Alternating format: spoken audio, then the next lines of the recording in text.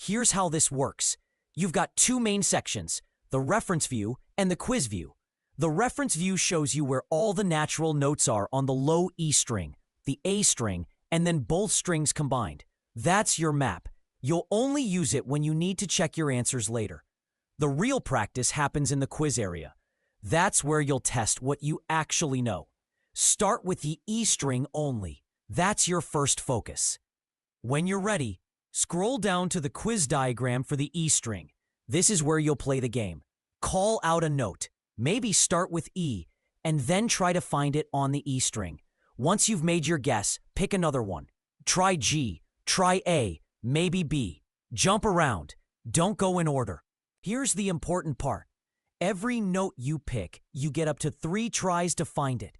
If you miss the first one, that's strike 1. Try again. If you miss again, that's strike 2. You get one more shot. If you miss that third one, that's strike 3. You're out for that note. Only after you strike out do you scroll back up to the reference chart. That's when you check where the correct note actually was. Then you come right back down and keep going. After that, move on to a new note, and every now and then circle back to the ones you missed before, like that E or whatever gave you trouble, and test yourself again. Keep going like that until you can go through all the natural notes on the E string without striking out at all. And not just once. You need to be able to do that consistently, several times in a row. That's how you'll know you've really got it memorized. Once that's locked in, move on to the A string.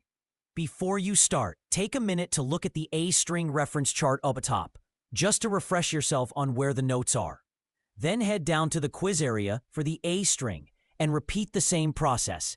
At first, you'll probably get a lot of strikes, and that's totally fine. Just keep working through it.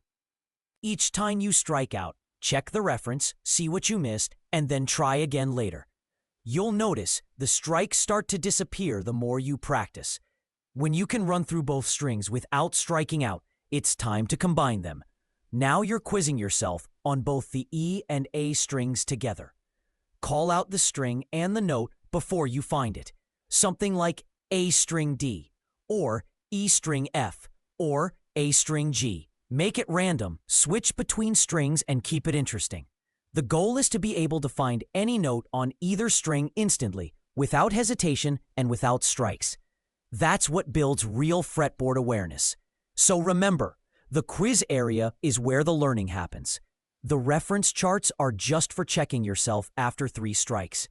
Keep playing the game, keep testing yourself, and keep looping back until those 2 strings feel automatic. Once you can go through every note on both strings with 0 strikes, you're ready to move on to the next stage. Now go ahead, hit that E string quiz and start the game.